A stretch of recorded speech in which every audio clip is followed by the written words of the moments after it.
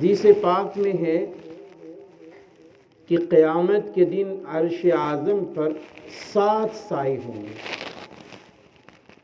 کتنے سائے؟ 7 سائے ہوں گے۔ ان میں سے ایک سایہ جوان عابد کا ہوگا۔ کس کا ہوگا؟ جوان عابد۔ اب یہ بتائیے،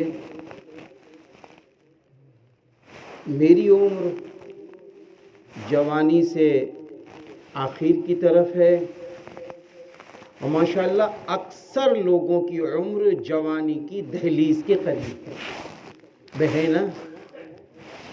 بولو بھائی، اس لیے بھی تو بولو نا، ہے کہ نہیں ہے؟ اکثریت کی ماشاءاللہ۔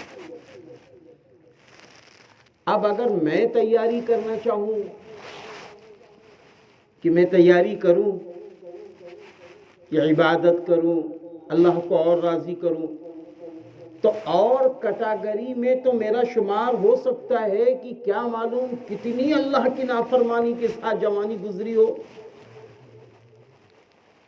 پتہ نہیں کیسے کیسے ہم نے اللہ کے حکم کو توڑا ہو، اللہ معاف فرمائے، یہ تو میں اچھا جانتا ہوں۔ لیکن جو انسان اپنی عمر کی دہلیز سے آگے نکلتا ہے تب اس کو افسوس ہوتا ہے،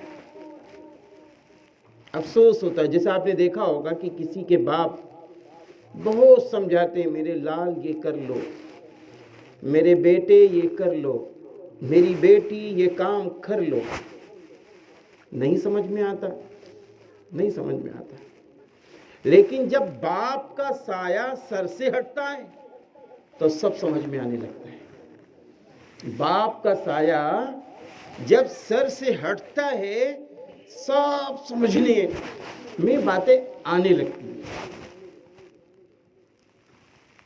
اور باپ کی یاد آتی ہے کہ ابا صحیح کہہ رہے تھے، ابا صحیح کہہ رہے تھے کہ بیٹا مرنے کے بعد جب میں چلا جاؤں گا تب پتہ چلے گا۔ تو میرے بھائیوں، وہ مثالیں ہمارے اور آپ کے سامنے ہیں۔ ابھی آپ کے پاس موقع ہے، آپ جوانی کی دہلیز پر ہیں۔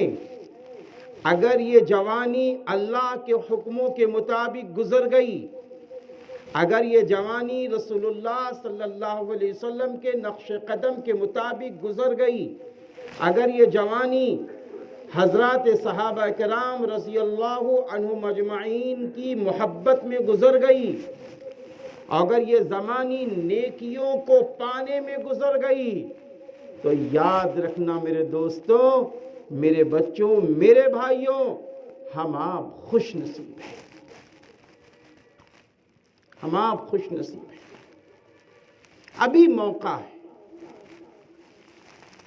ہر چیز کے بننے اور بگڑنے کا یہی موقع ہے۔ جو عمریں ماشاءاللہ میں دیکھ رہا ہوں، یہی وہ عمریں ہیں کہ اگر آپ بننے پہ آ جائیں تو انشاءاللہ تعالی آپ اس دنیا کے کروڑ پتی نہیں کھرب پتی بن سکتے ہیں۔ اگر آپ علم حاصل کرنے پہ آ جائیں تو آپ میں کوئی ڈاکٹر چھپا ہے، کوئی انجینئر چھپا ہے، کوئی عالم چھپا ہے، کوئی فاضل چھپا ہے، آپ ہی میں اللہ کے محبوب چھپے ہیں، آپ ہی میں ملی اور سماجی کارکنان چھپے ہیں، آپ ہی میں پتہ نہیں کیسے کیسے دانشور نوجوان چھپے ہیں۔